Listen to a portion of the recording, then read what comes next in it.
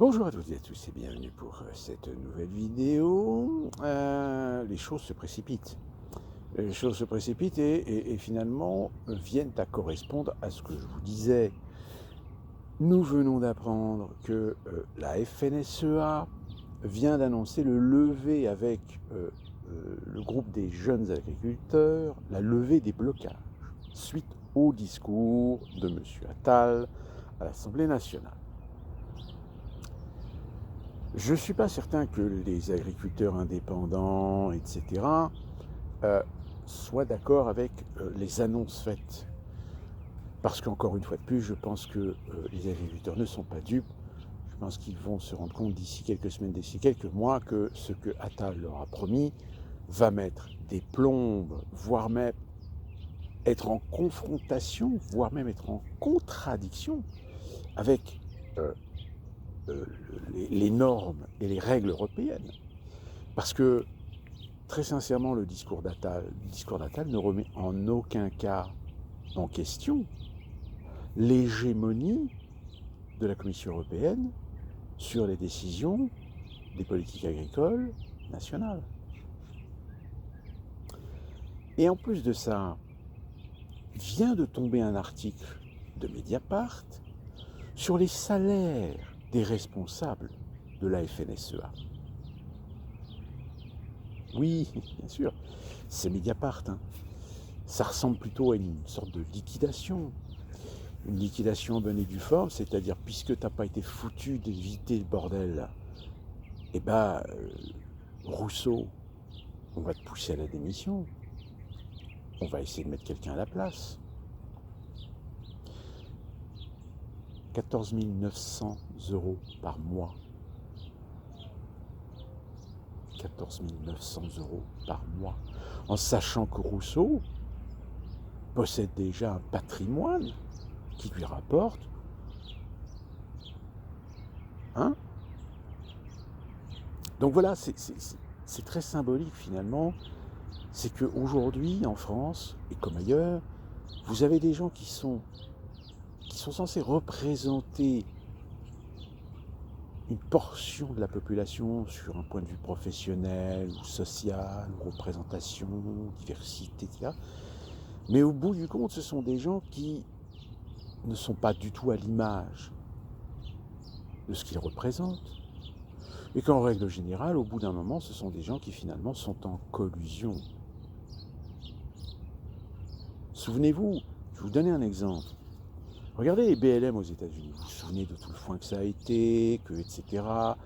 Qu'on a bien accentué sur le fait que c'était des femmes. Ils étaient 4, qu'il y avait 3 officiellement, il y en a une 4e normalement, mais il était même question qu'on fasse un film sur ces femmes. Et puis petit à petit, on s'est rendu compte que ces femmes, je crois que c'était 2019 ou 2016, je ne sais plus. En réalité, elles ont été récupérées par la Fondation Ford, qui les ont aidées, qui les ont guidées, qui les ont formées à structurer le système BLM.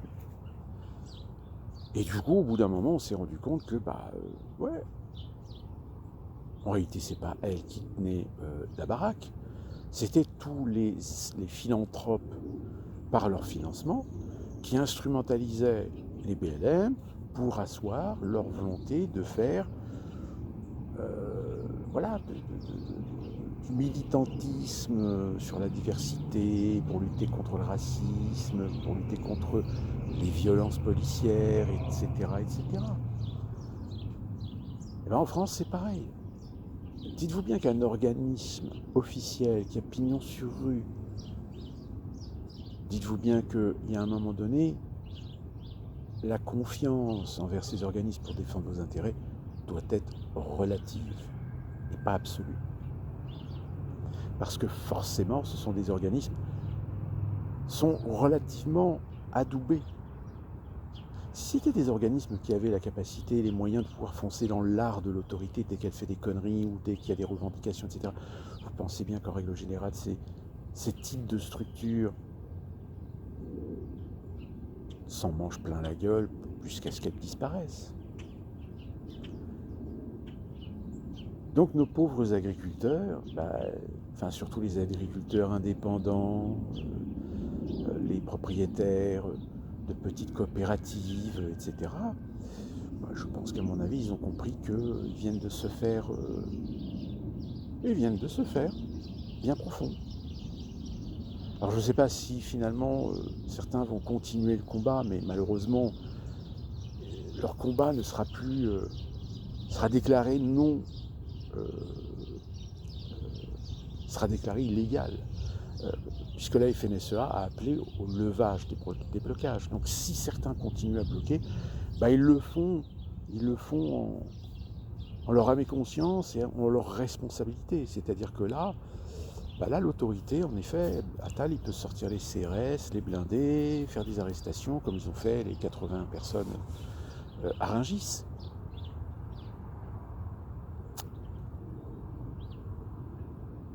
Ouais. Alors à moins que les agriculteurs soient rejoints par d'autres mouvements et que ça fasse boule de neige, ce qui m'étonne, j'ai bien envie de dire que là, c'est game over. Parce que oui, peut-être que des agriculteurs vont continuer à bloquer, à foutre le feu dans des trucs, etc. Mais là, ils le feront avec leurs responsabilités civiles.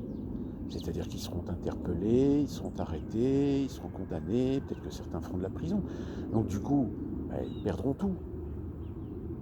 Donc du coup, ça servira à l'intérêt de faire disparaître les petits agriculteurs.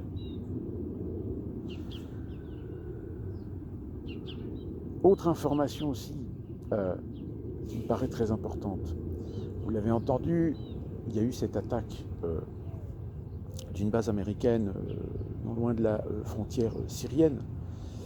Et Biden convainc que c'est l'Iran qui est derrière cette attaque. Et donc du coup, aujourd'hui la question se pose, est-ce que les États-Unis vont attaquer en mesure de rétorsion l'Iran? Sauf qu'il y a quand même un problème qui se pose. Le problème, c'est que l'Iran, depuis juillet 2023, est membre de la coopération de Shanghai.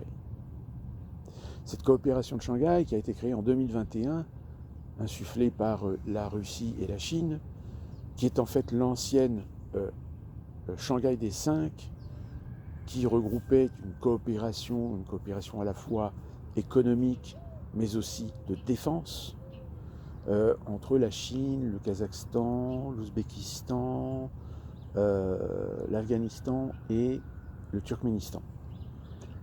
Donc ils ont développé ce principe de coopération, et aujourd'hui vous avez à la fois des pays membres, et ces pays membres dont l'Iran aujourd'hui fait partie, et donc ça veut dire que l'Iran, la coopération de Shanghai, c'est un peu comme l'OTAN. C'est-à-dire que si jamais un des pays membres est agressé, dans ce cas-là, les autres pays peuvent le pays agressé peut très bien faire appel aux autres pays pour le protéger, pour l'aider. Vous voyez, après, ça peut être une escalade.